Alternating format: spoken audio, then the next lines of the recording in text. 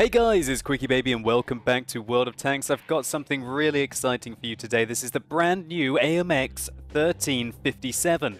It's going to be the first premium French light tank coming in at Tier 7, and as the name implies, it's going to use a 57mm that is very novel.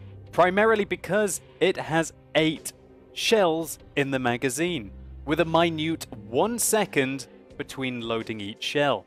What this means is that the AMX 1357 is one of the most dangerous tanks to meet in close quarters combat.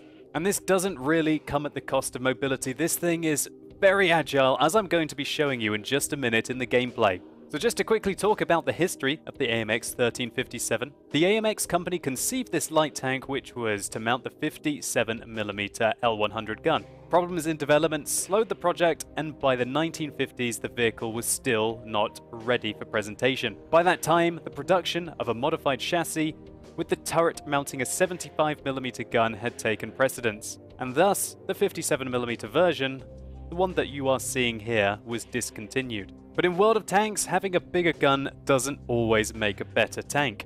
And the AMX 1357 stands toe-to-toe with the AMX 1375, which is the standard Tier 7 French light tank. During this review, I'm going to be directly comparing the AMX 1357 to the AMX 1375, as well as the other Tier 7 light tanks with autoloaders, the T71 and my favorite, the M41 Walker Bulldog.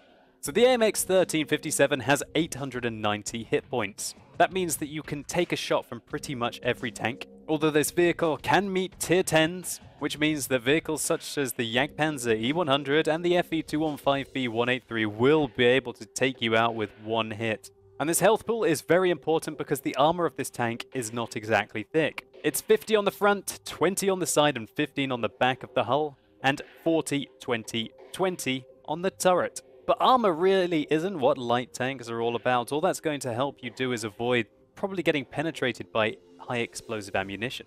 You want to use your speed and mobility to evade the enemy. And that's something which the AMX 1357 is okay for. The tank has a 250 horsepower engine compared to the 300 horsepower engine on the 1375, which gives this tank a horsepower to ton ratio of 17. Now that certainly doesn't compete with the horsepower to ton ratio on the 1375, which is 19.75.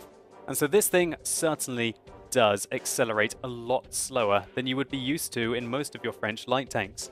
And if you're an American light tank driver, then the effect is doubly worse, because those tanks get nearly 23.5 horsepower to ton on the Walker Bulldog and the T71.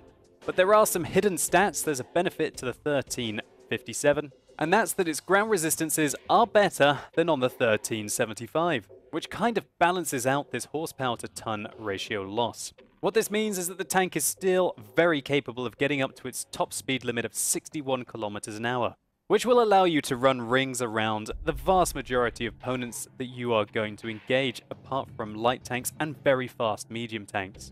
But as you have 48 degrees a second track traverse, which is 8 degrees better than the 1375, you can duck and weave better in the 1357 than you can in the 1375. Now let's get on to the exciting part of this tank, and that is this 57mm gun. As I mentioned, it has 8 shells in one magazine, and the time that it takes to unload these shells is 1 second in between. So from your first shot, it's going to take you another 7 seconds to unload this tank fully. Each shell will do on average 90 damage, which means that your clip potential on average is 720. Now that is the lowest of any of the Tier 7 autoloaders, but the time that you take to unload is so much lower than them as well. An AMX 1375 will take 10 seconds to unload its 6 shells. The Walker Bulldog takes 18 seconds to unload its 10. And the fairly comparable T71 takes 10 seconds as well. And so what this means is that the 1357 dishes out the punishment faster than any of the other Tier 7 autoloaders. It's 20% better DPM than the Walker Bulldog while it's unloading its clip, and 33% better than the AMX 1375. And this gives the AMX 1357 its niche. If you can kill the enemy tank with your 720 clip potential, you do it faster in this tank than you will the rest. The 1357 bombs it around the battlefield looking for small-scale skirmishes that it thinks that it has the firm advantage in, dishing out 720 damage very quickly, scuttling away to reload, and then coming back in for some more. And the time that it takes to reload this clip is 16 seconds. That's less than half of the Walker Bulldog and 25% better than the T-71. Also, the accuracy on this tank isn't half bad as well compared to its American rivals. .37 is better than the Walker Bulldog and the T-71. But unfortunately, you're going to have to spend a lot of time aiming in this tank. Its aim time is 2.3 seconds. And at the moment, and of course all of this is subject to change, it cannot use vertical stabilizers. What this means is the only way to use the raw power of this gun is to do so at short to medium ranges. But really, that's where autoloader light tanks are best suited anyway. It's also worth mentioning that the gun depression on this tank is lackluster. It's 6 degrees compared to the 8 degrees on the Walker Bulldog with the autoloader. So try to avoid firing over ridges and get your engagements on flat ground. With all of the firepower capabilities that the AMX 1357 has, it's often very easy to forget that this can do a fantastic job of scouting the battlefield. With your excellent mobility, combined with 390 meters view range and a great camo profile, the AMX 1357 can light up its opponents for its team while remaining completely hidden. And that is definitely a skill that you're going to have to work hard for if you want to be successful when you get put into a tier 10 game. So that's quite enough of that. Let's see how this little monster performs in some gameplay. So here we go, we're in the AMX 1357 on Windstorm. Now the first place I want to go on this map will be this area here. I think this is a fantastic playground for light tanks and medium tanks. Alternatively, perhaps we could have gone up to this area, but I decided that trying to dominate the middle will be the best bet for this fearsome little French autoloader. So check out the speed of this tank. It's pretty darn good. It's highly mobile, maybe not so much as the other light tanks, but it's definitely faster than a medium tank. We've spotted a tier 7 German light tank, an equal opposite number, an Aufklärungspanzerpanther, and let's see what we can do to him. Now I'm reversing here. The reason why I do this is because if you reverse, with the front of your tank facing away from your opponents, you can run away from them faster. That's a habit from an AMX 1390. 1 into him, 2, 3, 4, 5, 6, 7, 8. Oh, he just doesn't quite die because 1 flew into the tracks instead of his hull. But oh my word, 622 damage. It is a hell of a lot of fun to have the broadside of a lightly armored tank there. Now I will clarify that I'm playing on the regular server here. This is not a test server. I was lucky enough to play on one of the Wargaming AMX 1357 accounts. Thank you so much for the opportunity to test this vehicle. So this should be a candid view of how this tank might perform if you choose to buy it on the regular servers. None of this test server gameplay where people are more aggressive and you get an unrealistic expectation of what to expect. So I've spotted 2 more light tanks down the south. I think you see where this is going. I think the AMX 1357 is very well suited to trying to take on other lightly armored enemy tanks, be that light tanks, artillery, some medium tanks, you know, even some other vehicles like the new Waffenträger Alpha 100 would be lovely to shoot. Check out the rate of fire, ripping apart that Speerpanzer. And now we get to go to town on the Walker Bulldog. Oh, headshot! Off flies the Walker Bulldog's head. Probably my favorite tank in the game, the M41 Walker Bulldog, or at least the most fun you can have. Very nice to send, again, our opposite numbers head flying clean off as we graze past his turret there and then try and squeeze through the wreck of his tank. Oh my word, the IS just got blown up by a T-54 down here. Now that's a tier 9 medium tank. I really don't want to engage it. Frontally, I do not stand any chance of penetrating its 120mm armor. It's well angled. So let's duck and weave down these streets. The kind of gameplay that you will have to develop in this tank will be Shooting things in the side. Shooting things in the rear, being sneaky. I thought about going out down there, however I think I was still proxy spotted by the T-54. I want to wait for this M103 to get into position. He's on low health. We will be able to take him out. We use third person to fire through the wall. Unfortunately, it doesn't hit the M103. We bounce a second, but we fire so quickly that we can put our third into him. This rate of fire is simply awesome. And when you've got so much opportunity with the 8 shells, and even though the alpha damage is not very high, that can still be a really good thing because you can spread your damage. No longer is it so frustrating to leave the enemy on, say, you know, 2 hit points, 10 hit points, it doesn't matter. If they've got 1 hit point left and you can't ram them to death, then they're still very dangerous. But this thing, in theory, can take on multiple opponents that are on low health and finish them off.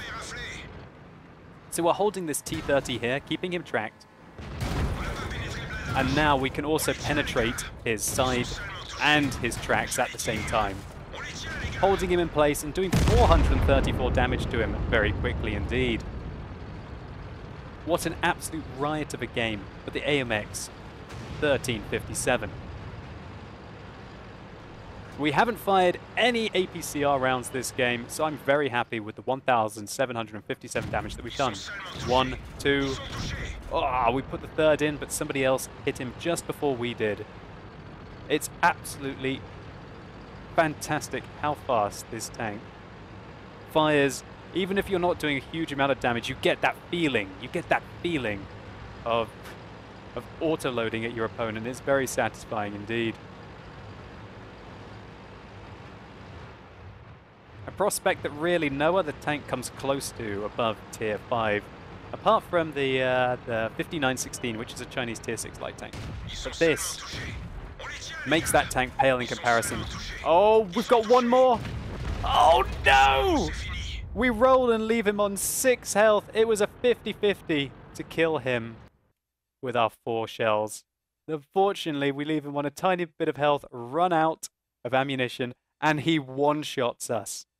So what a crazy end to an absolute riot of a game. Well played to this 50-53 for defending yourself. This is one of the most dangerous tanks to try and take on in close quarters combat because not only do they have fairly good track traverse, they've also got a turret.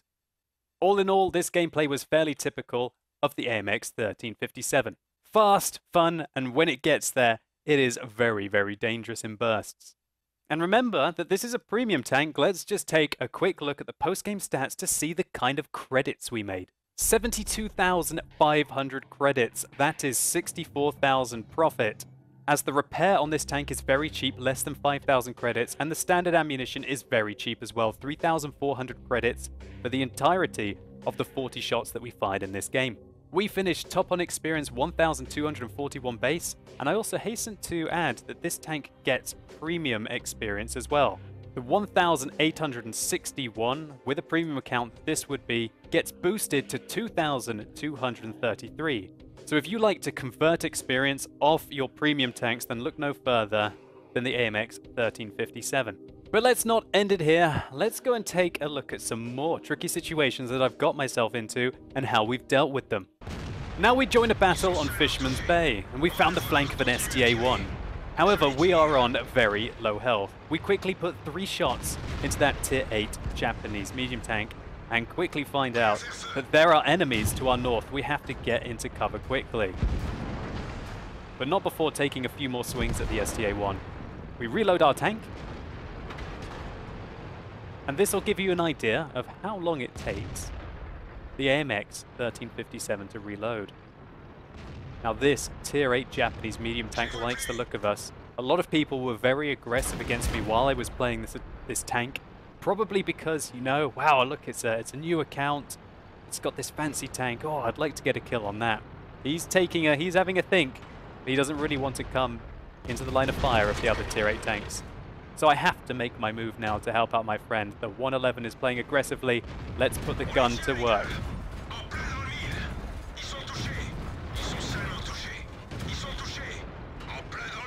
633 damage total against the SDA-1 now. We have to reload again. This is the kind of fighting that you're going to have to get used to in this tank. You will never be able to really kill the entirety of an enemy tank unless they're tier 6 and you get an amazing matchup in a single clip. You have to prey on enemies that have been weakened, or you have to wear them down over time. So now I feel like I want to spot the enemies. My camera rating should be fairly good and my view range is excellent on this tank. We reach cap with the optics that we use. So let's try and close the distance against this 111 and keep him lit up for our team and our artillery. And maybe there's also a chance we can get his flank and go to work on him. He's got 566 health left. That's well within the range of our 720 clip potential. Now I know that the Chinese heavy tank has got bad gun depression. So let's get underneath him, and now that I know that he's fired, we're even safer. The gun elevation on this tank was a little low here, so I have to wedge my tank upwards, and then that allows me to start shooting him. What juicy shots these are. He decides he wants to come for me. 1, 2, oh, what a result. Unbelievable, that was such a cool moment. What a fantastic kill that was. Right up into the belly of that tier 8 premium. And now we get to have fun with the GW Panther. Look how fast this tank has reloaded, and look how fast it unloads. Absolutely insane. And that is what the AMX 1357 is all about. This was another fantastic result for the tier 7 French premium light tank. We made 81,000 credits and we got 2,463 experience.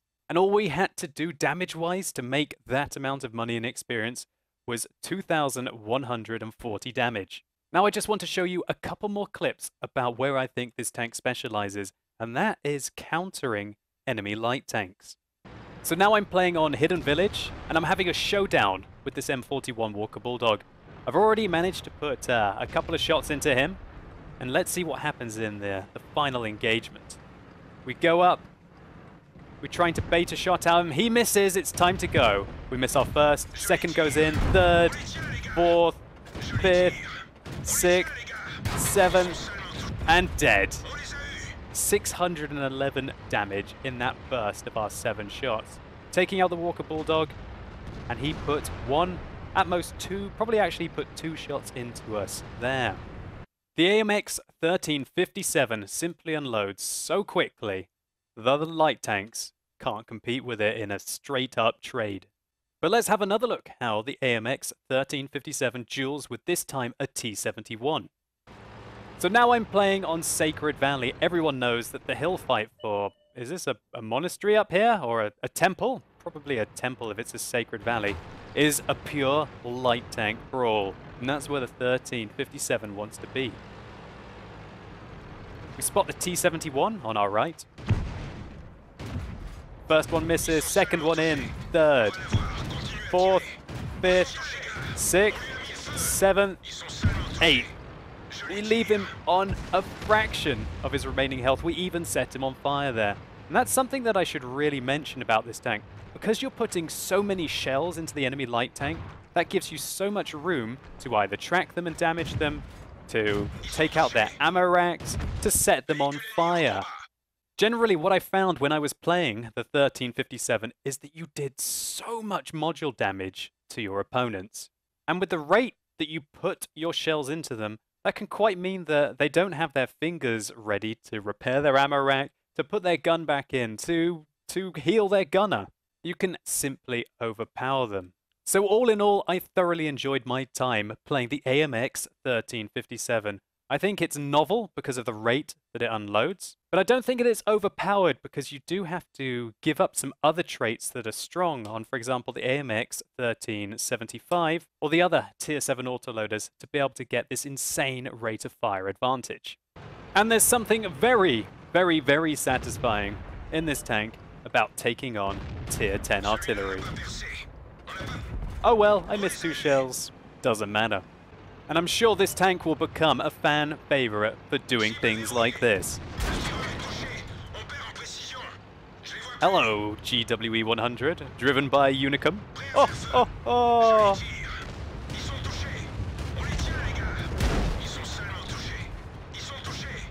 So long! Peace! This tank is so much fun.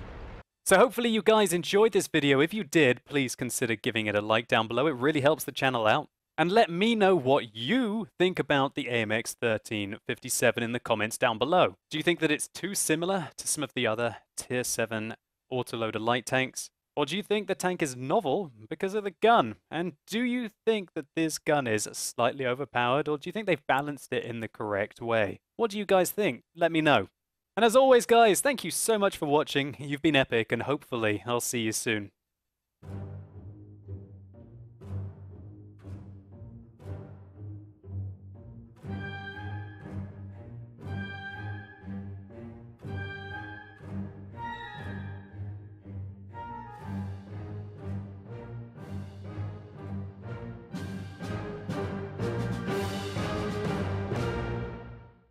And also, guys, I'd like to say, this footage was quite tricky to get. Because, for some reason, when you guys see Wargaming press accounts and unique tanks that you've never seen before, the level of stupidity is taken to whole new levels.